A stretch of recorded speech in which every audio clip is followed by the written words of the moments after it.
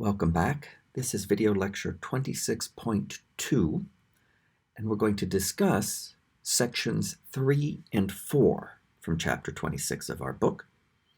Section 3, and I'm going to combine them. Section 3 introduces the concepts of resistance and a related but distinct quantity, resistivity. And section 4 introduces what's called Ohm's law. And like I said, I'm going to bring all the ideas together here in this video. Resistance, resistivity, and Ohm's law. Let's start with resistance as a circuit property. Okay, I'm going to imagine setting up a little experiment. And in this experiment, we're going to take some kind of object. It's probably going to be a sample of some kind of material. That's this kind of blue rectangle, and we're going to connect it with some conducting wires to a power supply that's variable, like we have in lab, where you can turn a knob and change the voltage output. All right, so we're going to just take a variable power supply. We're going to go from the high end of that to a wire and connect over that entire left end of this sample. The sample, by the way, has cross-sectional area A. Okay? If you slice it through and look at the area of the slice. Then you come out the other end of this object, and you go through a circuit element, right through it, labeled A like that, and it's called an ammeter. And an ammeter is a meter that's used to measure the current, I, flowing through a circuit element. And then we close the circuit by connecting to the low end of the power supply. That's the main loop of the circuit. And by the way, it's all connected all over that end on the right side. Then we add another meter. This one now hooked up as a voltmeter with one lead connected to the left end of the sample and the other lead connected to the right end. So that one's going to measure the potential difference across the object in volts. Okay, so the voltmeter measures the potential difference V across the circuit element. Emphasize across. You measure potential difference across a circuit element. And the ammeter measures the current I through the circuit element. Current goes through. The pictures on the right, by the way, represent in A and B two different ways that you could literally connect your conducting wires to your sample. The kind of orange rectangle is our sample, and the silver lines are the leads from the wires. You could just connect the leads directly at the two ends, that's A, or you could have a conducting kind of a plate on each end, and then the wire would connect into that. And what happens in that case is you get more nice uniform what are called current streamlines, and that's what B shows. See how those evenly spaced, straight black lines there? Those represent the flow of current. Whereas in picture A, the flow of the current is more complicated, and therefore the resistance is more complicated. We're going to assume case B here. That's the way the leads are connected to our sample. All right, here comes the definition of the resistance of this circuit element, our sample. It's very basic. You use your voltmeter to record the potential difference V across our circuit element. You use your ammeter to record the current I through your circuit element. And V divided by I is by definition the resistance of the circuit element. Symbol, big R. That's it. Measure the potential difference across it in volts. Measure the current through it in amps. And V divided by I is by definition the resistance. Okay? Note the way it's defined with the I downstairs. Because a large resistance means that you're not going to get much current. Right? Or a small current, I, means you're going to have a large resistance. That's an inverse relationship. This definition is valid for any object whatsoever. I never did specify what that sample was made of. Okay? It's for any material. what you will discover is that in some situations, depending upon the kind of circuit element it is, the value you get for R may depend on the V of your power supply. Let me try to explain how that could happen. Depending upon the type of circuit element you have, here I'm going to go through two possibilities. With one particular circuit element, here's what you might discover. When you set the power supply such that the potential drop across the object is 1 volt, and you read your ammeter, you discover it's 1 amp. Okay? So then the resistance R would be 1 volt divided by 1 ampere, and the unit volt per ampere is given its own name and symbol. It's called the ohm, and the symbol is a capital Greek letter omega. All right, but then what you do is you change the output of your power supply until the potential difference reading on the voltmeter for your circuit element is 2 volts. But then you got to look at the ammeter and see what it reads, and you discover that, oh, well, it now reads 2 amps. So again, you get the resistance as 1 ohm. Then you change the output of your variable power supply such that the potential difference across the object is 3 volts. But then you got to look at what the ammeter says now, and you discover, sure enough, it now says 3 amperes. So the resistance is still 1 ohm. That's what I mean when I say that R may or may not depend on V. Well, there's a case where it does not depend on V. But here's another thing that could happen. I'll just talk you through this one. You have a different circuit element. And when you set the power supply such that the potential difference across this circuit element is 1 volt, you then look at the ammeter and you see the current is 1 amp. So the resistance is 1 ohm when the potential is 1 volt. Then you change the output of the power supply until the potential difference across the circuit element is 2 volts. And then you look at your ammeter and you discover it's 4 amps. 4 amps. So then the resistance is 2 divided by 4. It's a half of an ohm. So the resistance has changed when you change that potential, V. That's what I mean when I say R may depend on V. It depends on the properties of that circuit element that's there. Some circuit elements may have a resistance that depends on V, and other circuit elements may not. And I've tried to give you examples of both. Here's something that R, the resistance, definitely depends on. The material of the circuit element. What is it made of? The temperature of the circuit element. And its shape, geometry. You'll notice I listed there a cross-sectional area A for the circuit element and a length L, because geometry is important with resistance. And as I mentioned, the SI unit of resistance is 1 volt per ampere, which is called 1 ohm. Okay, now I'm going to state Ohm's law because I've already actually described the situation. Here's what Ohm's law says.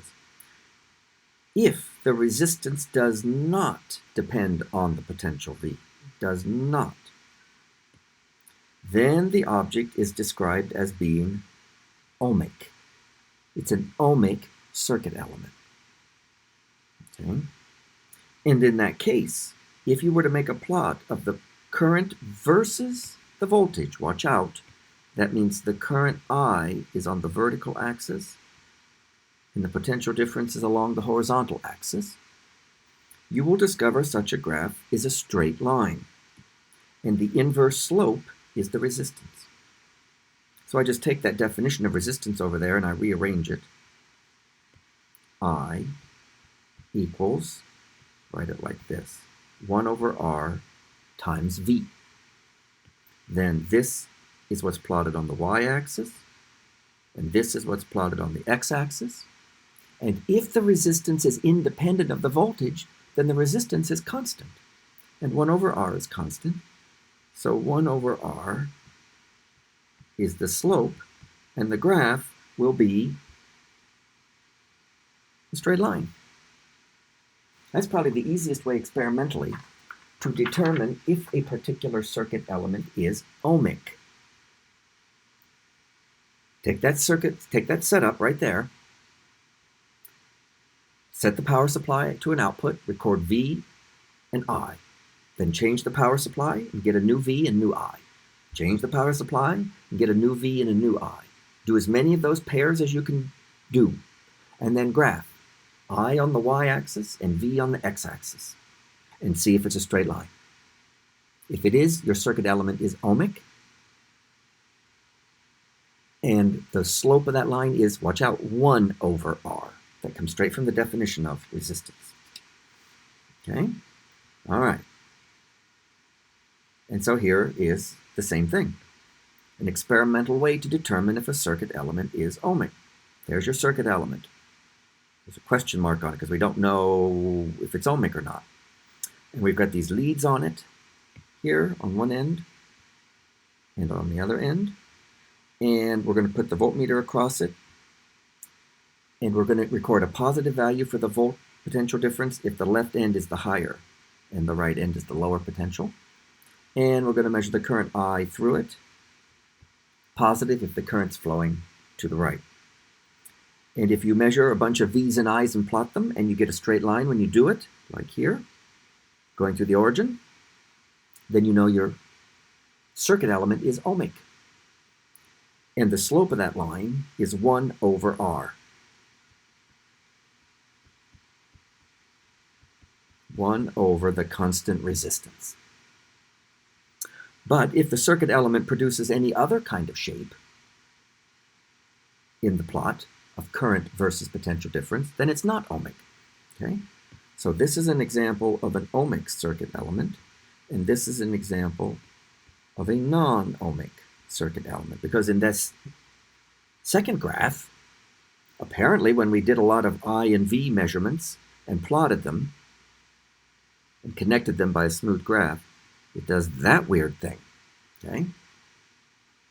And because it's not a simple straight line going through the origin, it's not ohmic.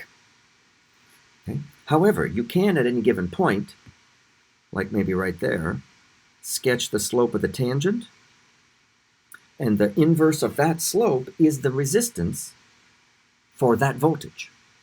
So when the voltage is about, a little over 3 volts, then the slope of that red line there is 1 over the resistance. And since that line is very steep and has a very big slope, 1 over that is very small. So at about 3.5 volts, the resistance of this object is quite small. If you're down here near 1 volt, the line is practically horizontal, isn't it? The tangent line. So the slope is practically 0. And 1 over that is huge. So at about 1 volt, this circuit element has a huge resistance. And going between 1 volt and 3 to 3.5 volts, somehow the circuit element transitions from having a huge resistance to a tiny resistance. If you're curious, such circuit elements do exist, and they're called diodes. And they act like switches. If the voltage is the correct polarity and big enough, they have very little resistance and lots of current can go through. If the voltage has the incorrect polarity or just isn't big enough, they have a huge resistance and you really don't get hardly any current at all going through. So it's like having a closed switch and an open switch without actually having a mechanical switch. So there are circuit elements that are non-ohmic. We'll deal mostly with ohmic ones, mostly, and we just need to be able to recognize one when we have one. The main thing is an ohmic material has a constant resistance. All right, now remember one of the things I mentioned is that the resistance of a circuit element depends, among other things, on its geometry, its shape. It'd be nice to have a quantity that's related to resistance, but that does not depend on the shape of the object. Does not depend on geometry. And it can be done. And this new quantity is given its own name. Watch out, it's a lot like resistance, this name. And here it is, resistivity. Okay, so resistance, symbol R, unit ohm, we defined it. Now we're going to define a new quantity, resistivity. And I'm going to tell you its definition. First, I'm just going to give you that word. Resistivity of a circuit element is defined to be. Now, reminder, resistance of a circuit element was defined to be the potential difference across it divided by the current through it. Resistance of a circuit element. Now we're coming up with a new property of a circuit element. It's resistivity. And in this definition, you make two subtle changes to the resistance definition. Instead of potential difference across the object, you use the related electric field magnitude inside. And instead of current through the object, you use the related magnitude of current density. Okay? Electric field magnitude and current density magnitude. That ratio of those two magnitudes is by definition the resistivity of our object. Now what's the SI unit of resistivity? Well, it'll be the unit of electric field. I'm going to express that as volt per meter over the unit of current density, ampere over meter squared. You cancel one factor of meter squared, you end up with a meter upstairs. It's 1 volt times meter per ampere. But volt per ampere is ohm. So the unit of resistivity is ohm times meter. Careful, not ohm. Ohm times meter. So the unit of resistance, R, is ohm. The unit of resistivity is ohm times meter. Now we just need a symbol for resistivity. You're going to love this. It's the Greek lowercase rho, which we have used already for a number of different densities, haven't we? And here's yet another use of that symbol. So rho is magnitude E over magnitude J.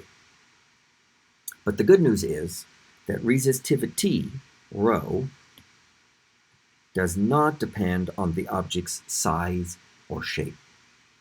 It depends on what the object is made of and what its temperature is, mainly. So you will find in books and online tables that show resistivities for various materials. Okay? So I took this right out of your book. Resistivities of some materials. The resistivity rho in unit of ohm times meter. And it groups them. Okay? We're going to group materials together if they have a similar size resistivity, such as metals, which are all electrical conductors. Silver, copper, gold, aluminum, manganese, tungsten, iron, platinum. I mean, they've got all these values here, but the main thing to note is they're all some number times 10 to the minus 8 ohm times meter. Very small resistivity. Metals, which we would call electrical conductors, have very small resistivity. Then you have some materials called semiconductors. They're kind of in between conductors and insulators. They're called semiconductors. They're very important in making transistors, which are very important in modern electronic circuits. And silicon, pure silicon, is a semiconductor, as well as what it's called doped silicon. And although there's a bit of a range in their resistivities, depending upon whether it's pure silicon or doped silicon, the bottom line is the resistivity for semiconductors is about 5 to 8 orders of magnitude larger resistivity than the metals. Okay? So much larger. And then for typical insulators like glass or quartz, why the resistivity is larger still. Okay? And these were all for a room temperature. Whoops. of 20 degrees Celsius. Because remember, resistivity does depend on temperature. Just to give you a sense of the size of resistivities for a range of different materials. Now let me just briefly talk about the fact that resistivity, whereas it does not depend on shape of an object, does depend on temperature. Experiments show that for many materials, the resistivity is approximately a linear function of temperature. So we're going to show you a representation of some actual data with this graph. We have resistivity in units of 10 to the minus 8 ohm meter, plotted versus temperature in Kelvin, for copper, an actual material. And there's the graph. Now you can see it looks like it's got a little bit of curvature to it. It's not exactly a straight line, so it's approximately a straight line. But we will approximate it as a straight line, right? We'll say, well, we're gonna treat you as being more roughly like that, okay? And we'll usually not get too much trouble. And if that's the case, then it turns out there's a nice little formula for the resistivity as a function of temperature. It might look a little odd, okay? But it really just says that the resistivity equals the value of the resistivity at some reference temperature, T naught, that value of that resistivity is labeled rho naught. Then there's a constant that just depends on what the material is. Then there's that reference resistivity rho naught. Then T minus T naught, which is a reference temperature. And those are just chosen. For example, for copper, the reference temperature that has been chosen is 293 Kelvin, roughly room temperature. And the measured resistivity of copper at that temperature is 1.69 times 10 to the minus 8 ohm times meter. And so those numbers for copper are just given. And they would always be used for copper. Then that constant alpha in that equation is called the temperature coefficient of resistivity. It's an alpha. Okay? And it has units of just inverse Kelvin. And you can think of it, this temperature coefficient of resistivity, as the fractional change in the resistivity, by which I mean delta rho over rho naught, rho initial, per Kelvin of temperature change. That's what this coefficient alpha, again, this is an alpha is the symbol. It's the fractional change in resistivity, the change divided by the initial value per Kelvin of temperature change. But it's just a property of the material, and you can look it up. To the extent that the data are approximately linear, right? You can get the value if you actually have data and graph it here by doing a linear regression. It's here what you get for some of these temperature coefficients of resistivity for different materials, like for metals, silver, copper, gold, aluminum, manganese, tungsten, iron, platinum. These temperature coefficients of resistivity are all roughly about 10 to the minus 3 inverse Kelvin. So for every Kelvin of temperature change, let's say an increase, for every Kelvin of temperature increase, the resistivity increases by about 3 to 6 parts per thousand, 10 to the minus 3. Okay, so every once in a while we will need to account for the fact that resistivity depends on temperature, and resistivity goes up as the temperature goes up, in most cases.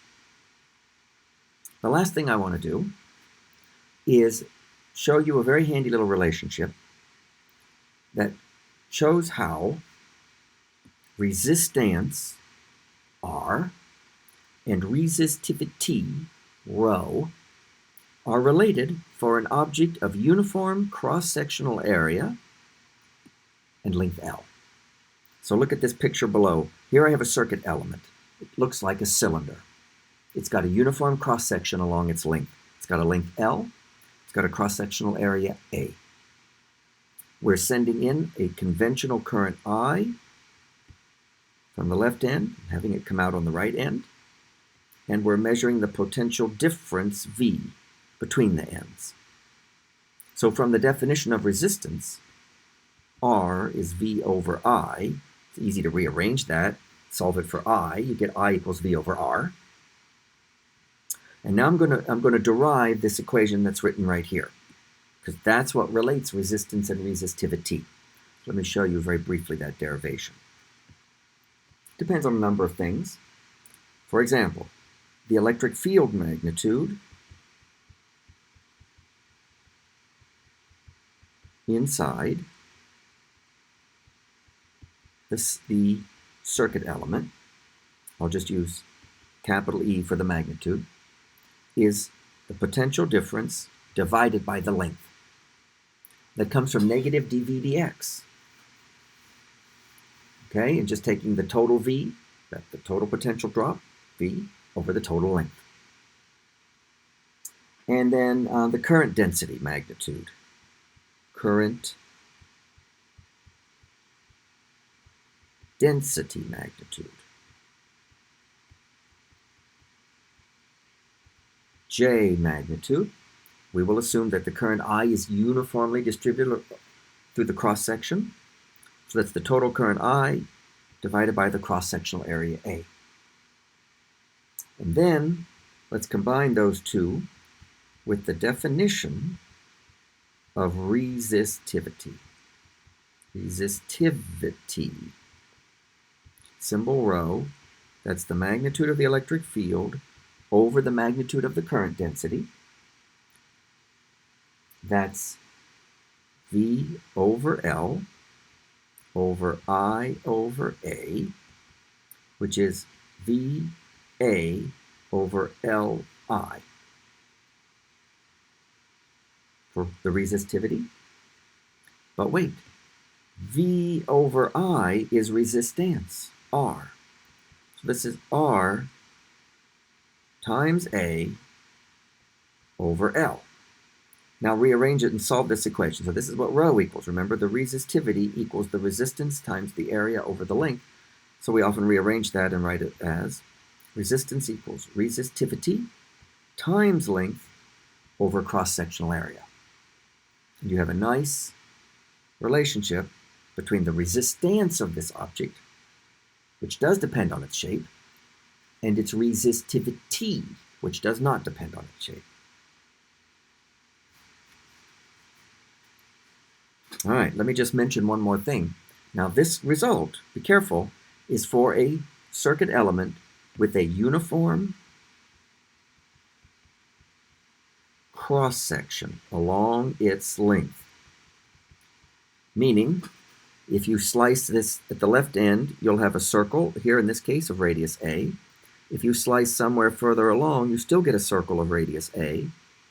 If you slice somewhere further along, you still get a circle of area A, I should say. And at the very end, you still have a circle of area A. No matter where you slice straight down, you get a circle of area A. It doesn't have to be a circle, okay? It just has to have a constant cross-sectional shape along its length. Here'd be an example of something that doesn't have a constant cross-sectional shape. It would be a circuit element that's shaped like a truncated cone. One end is a rather small circle, and then it widens out to the other end, which is a wide circle. And there's the central axis for symmetry. Okay, so it's kind of like a lampshade on its side. It's got a small radius at the one end, we'll call that A, and a larger radius at the other end, we'll call that B. And we're sending a current I in from the left end and out at the right end. How would you find the resistance of that? You can't use this formula I just derived, because that assumes that the circuit element has a uniform cross-section. I'll just tell you a little bit of a hint. What you can do is imagine taking this non-uniform shaped object, this lampshade, and dividing it up into an infinite number of infinitesimal disks, each of length dx, because I'm going to think of this as an x-axis, with this end at x equals 0, and this end at x equals L. And it has some radius here, r, that's a function of x. And if I tell you a and b and L, you could find how that r depends on x, that radius. And then the resistance, the resistance dr of that disk is rho times its length, dx, over its cross-sectional area, pi r squared, which is a function of x. And then you got to add up the resistances of all the little slices from one end to the other, which means integrate. And when you're done with that integral, you'd have the resistance for that whole thing. That's an interesting little challenge. You might want to think about that some more if you want to try to figure out the resistance of something like that. I will just lead you here with a class engagement exercise for Blackboard. It goes like this. In the figures below, we have 3 cylindrical copper conductors along with their face areas and lengths. See them there? A over 2, A over 2 for the area of the face, length L, 1.5 L, L over 2, or 0.5 L. Okay, the same potential difference V is applied across these lengths, with each connector making contact across a full end face, like we've been talking about. Here's the task. Rank the 3 conductors, A, B, and C, according to the current through them, greatest to smallest. Rank these 3 conductors according to the current going through them, greatest to smallest. Okay? And we'll be talking about this in class too. And that's all for this video.